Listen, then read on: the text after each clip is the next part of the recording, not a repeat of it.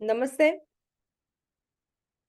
आज के fellowship of the flute में आप सभी का मनपूर्वक स्वागत है। आज के टॉपिक का नाम है टू किल और नॉट टू किल। ये भगवत गीता के पहले अध्याय पर आधारित टाइटल है डिस्कोर्स का।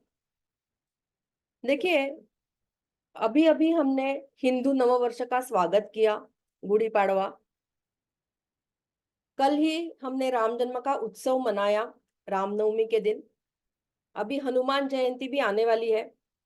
सो इसके बीच में आज चैत्र शुद्ध दशमी के दिन मैं आपके लिए, मतलब मेरे स्टूडेंट्स और मेरे जो श्रोते हैं, उनके लिए श्रीमद् भगवत गीता का निरूपण करूंगी, करने का प्रयास मैं करूंगी, ऐसा मैंने सोचा है।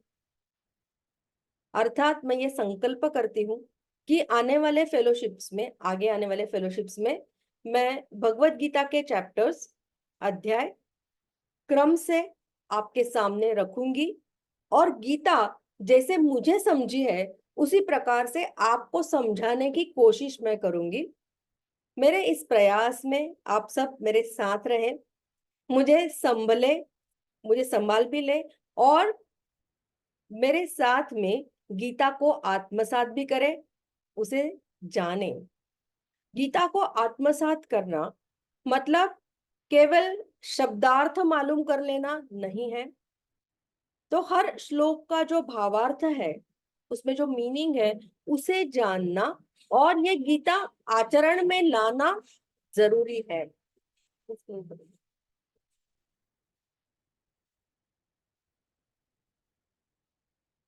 गीता आचरण में लाना ये जरूरी है। इसीलिए गीता सबसे पहले हमें कंठस्थ करनी है, फिर हृदयस्थ करनी है और उसके बाद अंतस्थ करनी है।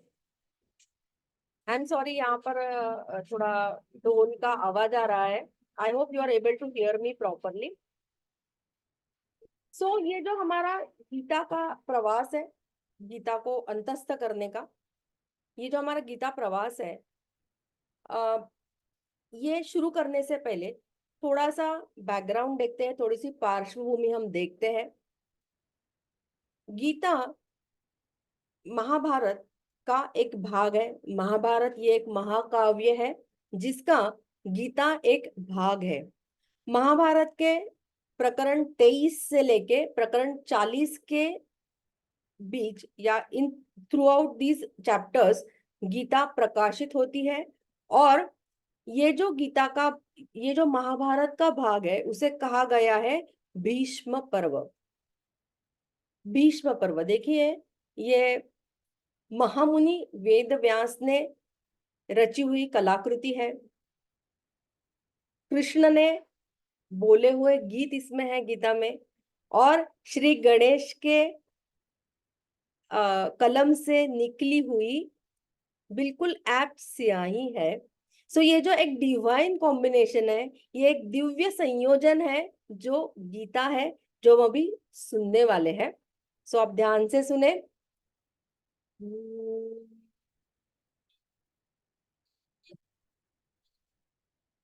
पार्थाय प्रतिबोधितां भगवतां नारायणेन स्वयं व्यासेन ग्रथितां पुराणमुनिना मध्ये महाभारतम् अद्वैतामृतवर्षिणी भगवती अष्टादशाध्यायिनी अम्ब त्वामनुसन्दधामि भगवत् गीते भवद्वेषिणी। अर्थात व्यास मुनि ने रची हुई ये कलाकृति है जो मैं आपके सामने पेश कर रही हूँ। पहला जो अध्याय है वो है अर्जुन विषाद योग। वो ऐसे शुरू होता है।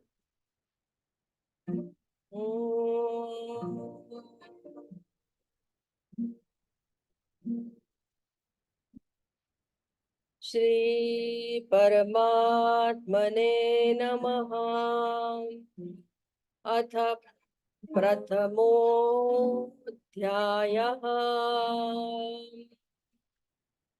धृतराष्ट्र उवाच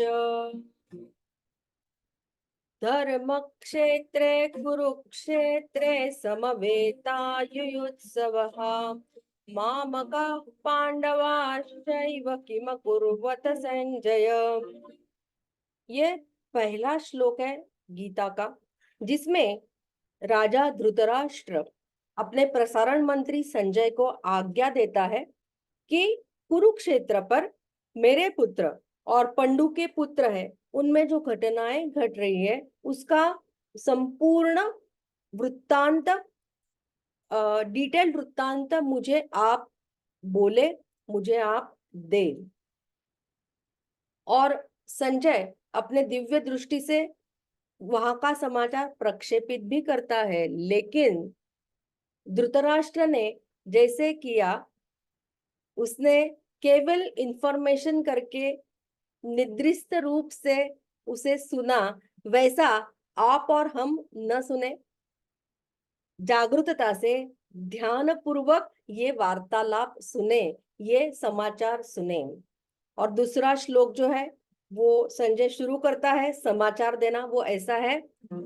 संजय उवाच दृष्ट्वा तु पाण्डवानीकं व्यूढं दुर्योधनस्तदा आचार्यमुपसंगम्य राजा वचनमब्रवीत्। इसका मतलब ऐसा है, मतलब दूसरे श्लोक से संजय जो कुरुक्षेत्र पर घटनाएं हो रही है, जो कुरुक्षेत्र पर दृश्य है, उसका लाइव समाचार प्रक्षेपित कर रहा है। वो कहता है कि कुरुक्षेत्र पर, इस युद्ध भूमि पर कौरवों की सेना और पांडवों की सेना, महाकाय सेनाएं आमने सामने खड़ी है।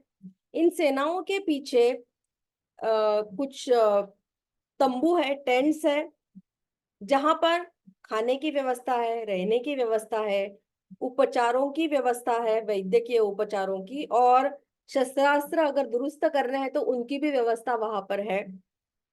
युद्ध शुरू होने के पहले का ये समय है, ये काल है। और इस काल में दुर्योधन द्रोणाचार्य से, अपने सेनापति से, पांडवों के व्यूह के बारे में, उनकी व्यूह रचना के बारे में जानने की कोशिश कर रहा है। वैसा प्रयत्न यहाँ पर हो रहा है, ऐसे दिख रहा है।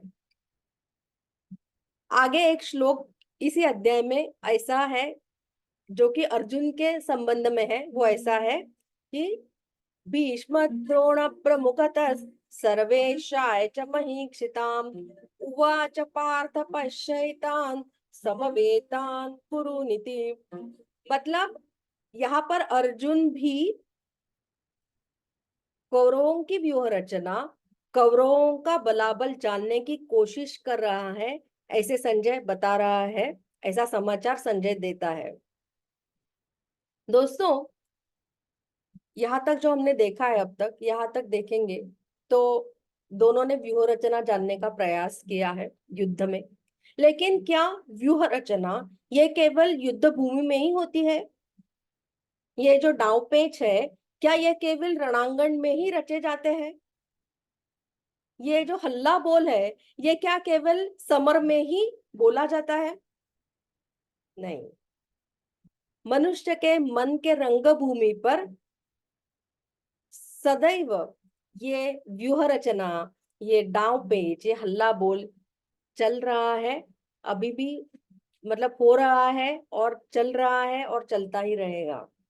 और इसी की वजह से मनुष्य का मन जो है ये हमेशा अस्थिर रहता है।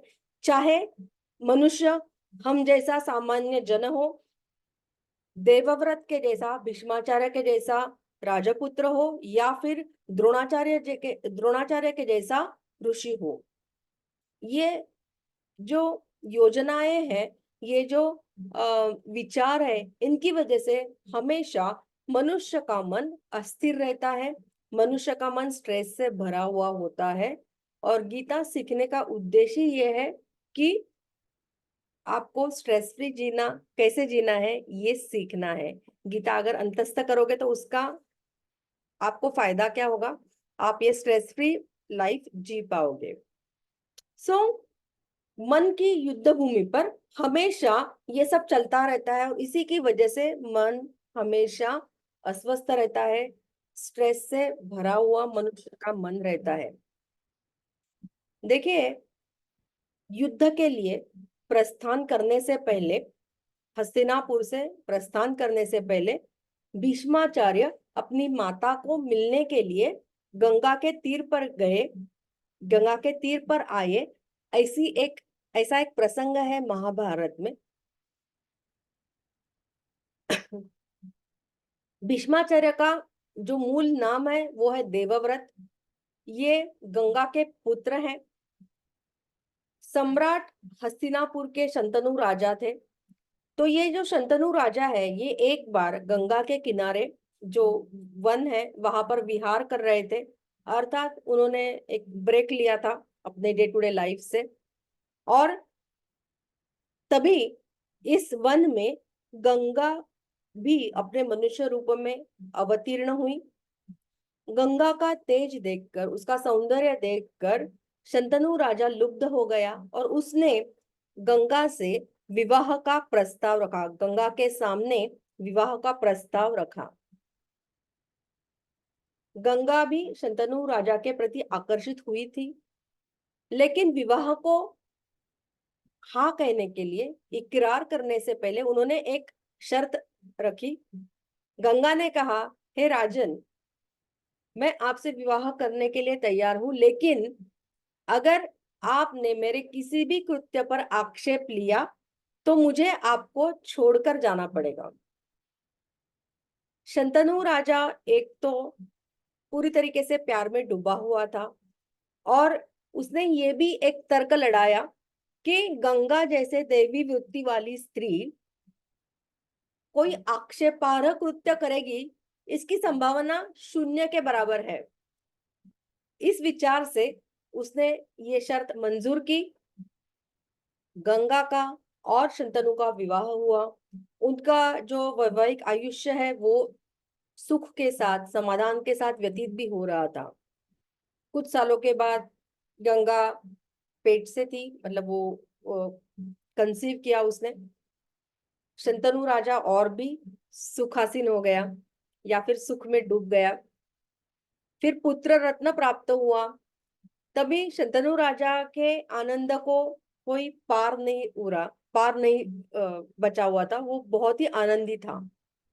लेकिन ये जो आनंद है ये कुछ दिनों का ही था, क्योंकि 2 या 3 दिनों के बाद गंगा अपने पुत्र को लेकर एक रात में नदी के किनारे गई और उसने अपने पुत्र को नदी में बहा दिया। राजा को दुख हुआ, लेकिन वो आक्षेप नहीं ले पाया। उनके वैवाहिक आयुष्य में ये घटना 6 बार लगातार हुई, 6 बार घटी। मतलब शंतनु राजा ने 7 बार पुत्र वियोग का दुख अनुभव किया। लेकिन 8वें प्रसंग में वो खुद को आक्षेप लेने से रोक नहीं पाया। उसने गंगा से पूछा, क्यों क्यों इतना निर्दयी आप हो रहे हो, इतनी निष्ठुरता क्यों है?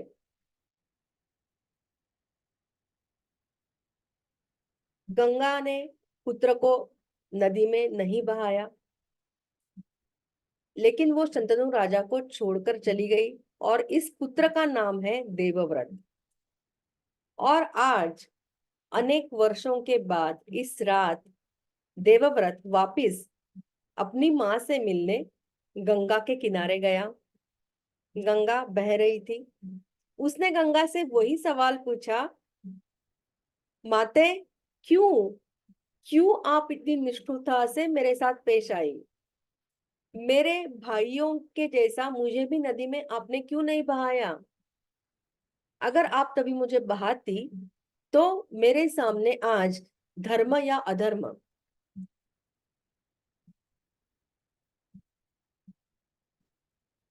माता को दिया हुआ वचन, या फिर ये श्रेष्ठ है या फिर युधिष्ठिर का जो सत्य का पक्ष है वो श्रेष्ठ है? दुर्योधन का साथ निभाना या श्री कृष्ण के साथ का स्वीकार करना, ये द्वंद्व मेरे जीवन में उत्पन्न ही नहीं होते। क्यों आप इतने निर्दयता से मेरे साथ पेश आई? क्यों इतनी निष्ठुरता से आप मेरे साथ पेश आई? अपने पुत्र का दुख देखकर गंगा वापस मनुष्य रूप में वहां पर अवतीर्ण हुई। प्यार से उसने देवव्रत को देखा, उसके सर पर, उसके पीठ पर प्यार से हाथ, वो हाथ रखा, उसको करेस कर रही थी अपने पुत्र को, और उसे उसने कहा कि बेटा, आपको जो यातनाएं हुई हैं, जिस यातनाओं से आप गुजरे हुए हो, उसकी मुझे पूरी कल्पना है। I understand. मतलब जब सत्यवती ने आपसे कहा कि अंबिका और अंबालिका का अपहरण करके लेके आओ स्वयंवर में से, तभी तुम्हें कितना दुख हुआ होगा, ये मैं जानती हूँ। खुद के या किसी और के विवाह के लिए नहीं, तो केवल हस्तिनापुर को वंश चाहिए, इसलिए आपने राजकन्याओं को राजकन्याओं का अपहरण किया। ये अनैतिक कर्म आपको करना पड़ा, तुझे करना पड़ा, और इसका दुख मैं समझती हूँ। लेकिन तुम्हारे बंधुओं के जैसा तुम्हें भी मैंने नदी में नहीं बहाया। ये मेरे कर्म के पीछे भी मेरा एक द्वंद्व है, और मेरा द्वंद्व था कि क्या माँ की ममता श्रेष्ठ है, या फिर वशिष्ठ ऋषि ने दिया हुआ शब्द श्रेष्ठ है? क्या मेरा शंतनु राजा के लिए प्यार ये ज्यादा महत्वपूर्ण है, या फिर मेरा आध्यात्मिक प्रवास जो है वो काल के लिए ज्यादा महत्वपूर्ण है? ये मेरा डायलेमा था, ये मेरा द्वंद्व था। इस सुखद, शीतल और मधुर रात में, इस पुत्र और माता में बातें हुई, पूरा दिल खोल के दोनों ने एक दूसरों के साथ बात की, वार्तालाप किया। और ये जो वार्तालाप हुआ, ये जो रात थी, ये जो रात है, ये भीष्माचार्य के लिए, देवव्रत के लिए बहुत ही आवश्यक थी, सिग्निफिकेंट थी। क्योंकि इसी की वजह से माता के साथ बात करने के बाद ही उनका मन स्थिर हुआ। गंगा के साथ बात करने के बाद उनका मन स्थिर हुआ, और वो युद्ध के लिए, तटस्थता से युद्ध करने के लिए सज्ज हो गए, तैयार हो गए, और उन्होंने हस्तिनापुर से प्रस्थान किया।